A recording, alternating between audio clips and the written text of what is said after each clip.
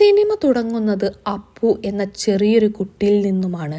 തൻ്റെ ചെറുപ്പത്തിലെ തന്നെ അമ്മ മരിച്ചുപോയ അപ്പുവിന് ആകെയുള്ളത് അച്ഛൻ മാത്രമാണ്.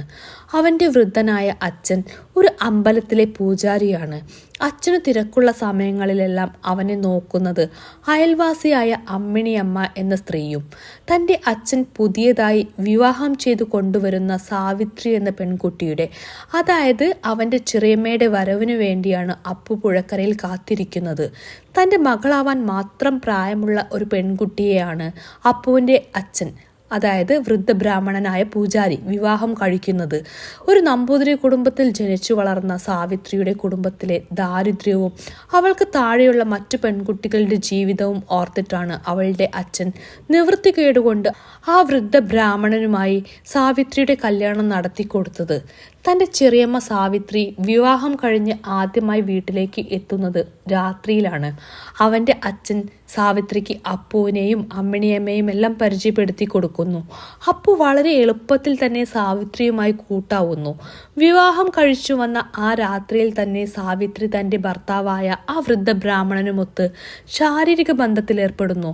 പിറ്റേ ദിവസം സാവിത്രിയുടെ വീട്ടിൽ വരുന്ന അമ്മിണിയമ്മയ്ക്ക് സാവിത്രിയും അപ്പുവുമായുള്ള അടുപ്പം കണ്ട സന്തോഷം വരുന്നു. ഇരുവരുടെയും ബന്ധം മുജ്ജന്മ ബന്ധമാണെന്നാണ് അതുകണ്ട അമ്മിണിയമ്മ പറയുന്നത്. ഏതായാലും സാവിത്രി കൂടി വന്നതോടെ പതിയെ വൃദ്ധ ബ്രാഹ്മണന്റെ ജീവിതവും സന്തോഷത്തിലേക്ക് നടന്നു കയറുകയാണ്. അതിനിടയിലാണ് നഗരത്തിൽ നിന്നും അരവിന്ദൻ എന്ന യുവാവ് അവരുടെ ഗ്രാമത്തിലേക്ക് വന്നിറങ്ങുന്നത്. കിഴക്കേത്തിലെ രാമമേനോന്റെ വീട് അന്വേഷിച്ചാണ് അയാളുടെ വരവ്. രാമമേനോന്റെ ഒരേയൊരു പെങ്ങൾ രാഗിണിയുടെ മകനാണ് അരവിന്ദൻ. തൻ്റെ മരുമകനെ കണ്ട സന്തോഷത്തിൽ അമ്മാവനായ രാമമേനോൻ അരവിന്ദനെ വേണ്ടതുപോലെ സ്വീകരിക്കുന്നു. നാട്ടിൽ വന്ന ദിവസം ആ രാത്രിയിൽ തന്നെ തൊട്ടടുത്തുള്ള ക്ഷേത്രത്തിലെ ഒരു ചടങ്ങിനിടയിൽ വെച്ച് അരവിന്ദൻ സാവിത്രിയെ കാണുന്നു, സാവിത്രി അരവിന്ദനെയും. പിറ്റേ ദിവസം കാലത്ത് അമ്മിണിയമ്മയെ അന്വേഷിച്ചിറങ്ങുന്ന സാവിത്രി അവരെ കാണാത്തത് മൂലം മുഷിഞ്ഞിരിക്കുന്ന സമയത്താണ് സമയം കളയുവാനായി മകനായ അപ്പുവിനെ വട്ടുകളിക്കാൻ വിളിക്കുന്നത്. അപ്പുവുമായി വട്ടുകളിക്കുന്ന സാവിത്രി കൊച്ചു കുട്ടികളെ പോലെ അവനുമായി വഴക്കിടുന്നത് അതുവഴി വന്ന അരവിന്ദൻ ദൂരെ നിന്നും മാറിക്കാണുന്നു. പിറ്റേ ദിവസം കാവിൻ്റെ ഉള്ളിലെ മുത്തിയുടെ അമ്പലത്തിൽ പോകുന്ന സാവിത്രിയെയും അപ്പുവിനെയും കണ്ട അരവിന്ദൻ അവർ പോകുന്ന സ്ഥലം അറിഞ്ഞപ്പോൾ താനും കൂടെ പോന്നോട്ടെ എന്ന് ചോദിക്കുന്നു. സാവിത്രി അതിന് സമ്മതം മൂളുന്നു. എന്നാൽ കാവിനുള്ളിൽ വെച്ച് സാവിത്രിയുടെ കവിളിൽ തലോടുന്ന അരവിന്ദനിൽ നിന്നും അവൾ ഒഴിഞ്ഞു മാറുന്നു. കാട്ടിൽ നിന്നും തിരിച്ചു വരുന്ന വഴിക്കാണ് സാവിത്രി അരവിന്ദനെ കുറിച്ചുള്ള കാര്യങ്ങൾ അന്വേഷിക്കുന്നത്. തൻ്റെ ജീവിതകഥ അരവിന്ദൻ സാവിത്രിക്ക് മുമ്പിൽ വെളിപ്പെടുത്തുന്നു. നഗരത്തിൽ ജനിച്ചു വളർന്ന അരവിന്ദൻ തൻ്റെ അച്ഛൻ്റെയും അമ്മയുടെയും ഒറ്റ മകനായിരുന്നു. അരവിന്ദൻ്റെ അമ്മ രാഗിണി അവരുടെ ഉപരിപഠനത്തിനു വേണ്ടിയാണ് കുഗ്രാമത്തിൽ നിന്നും നഗരത്തിലേക്ക് പോയത്. എന്നാൽ നാഗരിക ജീവിതം രാഗിണിയെ മദ്യപാനത്തിലേക്കും മറ്റും നയിച്ചു.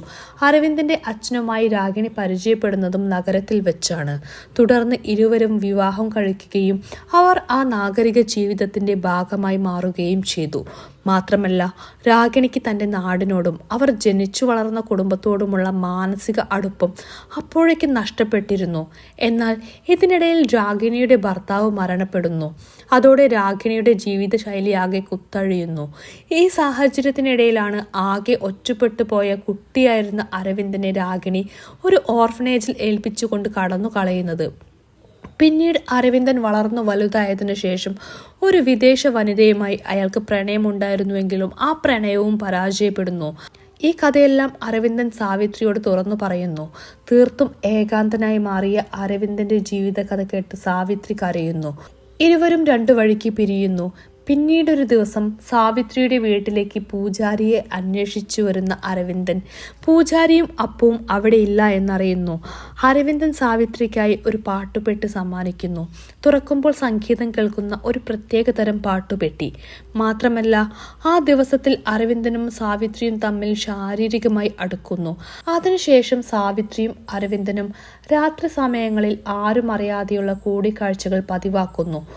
ഒരു ദിവസം അരവിന്ദൻ തനിക്ക് സമ്മാനമായി നൽകിയ പാട്ടുപെട്ടി സാവിത്രി തുറക്കുമ്പോൾ അതിൽ നിന്നും സംഗീതം വരികയും അത് കേട്ടുവരുന്ന അപ്പു ആ പാട്ടുപെട്ടി തനിക്ക് വേണമെന്ന് പറഞ്ഞ് വഴക്കിടുകയും ചെയ്യുന്നു. പക്ഷെ സാവിത്രി അത് കൊടുക്കാൻ തയ്യാറാവുന്നില്ല. പൂർവാധികം പ്രേമത്തോടെ സാവിത്രി അരവിന്ദനെ ഓർത്തുകൊണ്ട് അപ്പുവിനോട് പറയുന്നത് ആ പാട്ടുപെട്ടി തൻ്റേത് മാത്രമാണെന്നാണ്. അങ്ങനെ അരവിന്ദനും സാവിത്രിയും തമ്മിൽ തീവ്രമായി പ്രണയിക്കുന്നു. ഒരു ദിവസം രാത്രിയിൽ സാവിത്രിയും അരവിന്ദനും തമ്മിലുള്ള ശാരീരിക ബന്ധം സാവിത്രിയുടെ ഭർത്താവായ പൂജാരി കാണുന്നു.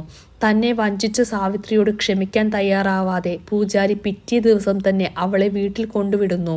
എന്നാൽ തൻ്റെ ചെറിയമ്മയെ കാണണമെന്ന് പറഞ്ഞ് അപ്പു വാശി കാണിക്കുന്നു. മാത്രമല്ല സാവിത്രിയെ പൂജാരി അവളുടെ വീട്ടിലേക്ക് കൊണ്ടുവിട്ട കാര്യം അരവിന്ദനും അറിയുന്നു. എന്നാൽ ഈ പ്രശ്നത്തിൽ ഇടപെട്ടുകൊണ്ട് അമ്മിണിയമ്മ പൂജാരിയോട് അപേക്ഷിക്കുന്നു സാവിത്രിയെ തിരിച്ചു കൊണ്ടുവരണമെന്ന്. അമ്മിണിയമ്മയുടെ നിർബന്ധത്തിന് പൂജാരി വഴങ്ങുന്നുവെങ്കിലും സാവിത്രിയെ താൻ നേരിൽ പോയി വിളിക്കില്ല എന്ന് അയാൾ പിടിവാശി കാണിക്കുന്നു. എന്നാൽ പിറ്റേ ദിവസം തന്നെ അമ്മിണിയമ്മ സാവിത്രിയുടെ വീട്ടിൽ പോകുന്നു. സാവിത്രിയോട് തിരിച്ചു വരണമെന്ന് പറയുന്നുണ്ടെങ്കിലും സാവിത്രിയുടെ അച്ഛൻ തനിക്കുണ്ടായ അഭിമാനക്ഷതം ഓർത്ത് അവളെ വിടുന്നില്ല. പക്ഷെ തന്നെ തേടി വന്ന അമ്മിണിയമ്മയെ നേരിൽ കണ്ട സാവിത്രി പിറ്റേ ദിവസം തന്നെ ഒരു കത്തെഴുതി വെച്ചുകൊണ്ട് അവളുടെ വീട്ടിൽ നിന്നും നേരെ പോകുന്നത് പൂജാരിയുടെ വീട്ടിലേക്കാണ്. സാവിത്രിയെ കാണുന്ന അപ്പു സന്തോഷത്തോടെ ഓടി വന്ന് കെട്ടിപ്പിടിക്കുന്നു. ഇനി തനിക്ക് ഒരിക്കലും തെറ്റ് സംഭവിക്കില്ല എന്ന് സാവിത്രി പൂജാരിക്ക് സത്യം നൽകുന്നു. എന്നാൽ അന്ന് രാത്രിയിൽ പൂജാരി സാവിത്രിയെ തൻ്റെ കൂടെ കിടക്കാൻ അനുവദിക്കുന്നില്ല. അയാൾ സാവിത്രിയെ ഒറ്റപ്പെടുത്തുകയും സാവിത്രി ചെയ്ത തെറ്റ് വീണ്ടും വീണ്ടും ഓർമ്മിപ്പിച്ച് അവളെ വേദനിപ്പിക്കുന്നു. പിറ്റേ ദിവസം അമ്പലത്തിൻ്റെ കൊടിയേറ്റ് ദിവസമാണ്. എന്നാൽ അപ്പു ഈ കാര്യം അറിയുന്നത് അവൻ്റെ കൂട്ടുകാരിൽ നിന്നുമാണ്. അപ്പു ഈ വാർത്ത പറയുവാനായി സാവിത്രിയുടെ അടുത്തേക്ക് ഓടുന്ന വഴിക്കാണ് വഴിയിൽ വെച്ച് അരവിന്ദനെ കാണുന്നത്. അരവിന്ദൻ സാവിത്രിയോട് തന്നെ കാണാൻ വരണമെന്ന് അപ്പുവിൻ്റെ അടുത്ത് പറഞ്ഞേൽപ്പിക്കുന്നു. അപ്പു സാവിത്രിയോട് കാര്യം പറയുന്നുവെങ്കിലും സാവിത്രി അതിന് തയ്യാറാവുന്നില്ല. സാവിത്രിയെ കാത്തു നിൽക്കുന്ന അരവിന്ദൻ തീർത്തും നിരാശപ്പെടുന്നു. പിന്നീടൊരു ദിവസം സാവിത്രിയെ വഴിയരികിൽ വെച്ച് അരവിന്ദൻ കാണുന്നുവെങ്കിലും അവൾ അയാൾക്ക് മുഖം കൊടുക്കാതെ ഓടിപ്പോകുന്നു. പക്ഷേ സാവിത്രി മനസ്സുകൊണ്ട് അപ്പോഴും ഒരുപാട് വിഷമിക്കുന്നുണ്ട്. അന്ന് രാത്രിയിൽ കൊടിയേറ്റം കാണാൻ അപ്പു അമ്മിണിയമ്മയോടൊപ്പം പോകുന്നു. സാവിത്രി അന്ന് വീട്ടിൽ തനിച്ചാകുന്ന നിമിഷത്തിൽ അവൾ അരവിന്ദൻ സമ്മാനം നൽകിയ പാട്ടുപെട്ടി കയ്യിലെടുത്ത് ഹൃദയത്തിൽ ചേർത്ത് വെക്കുന്നു. അരവിന്ദനെ ഓർത്ത് അവളുടെ മനസ്സ് വേദനിക്കുന്നു. എന്നാൽ അതേസമയം അവളുടെ വീടിന് മുൻപിൽ അരവിന്ദൻ വന്നു നിൽക്കുന്നുണ്ടായിരുന്നു. ദൂരെ നിൽക്കുന്ന അരവിന്ദനെ കണ്ട് അവൾ തീവ്രവേദനയും തീവ്ര സ്നേഹവും മൂലം കരയുന്നു. മാത്രമല്ല അരവിന്ദന്റെ അടുത്തേക്ക് ഓടിപ്പോവുകയും ചെയ്യുന്നു. മുഖാമുഖം നിൽക്കുന്ന അവർ പരസ്പരം ആലിംഗനം ചെയ്യുന്നു. ഒരിക്കലും വേർപിരിയാനാവാത്ത വിധത്തിൽ ആ ആലിംഗനം പിടിമുറുക്കുന്ന നിമിഷത്തിലാണ് സിനിമ അവസാനിക്കുന്നത്.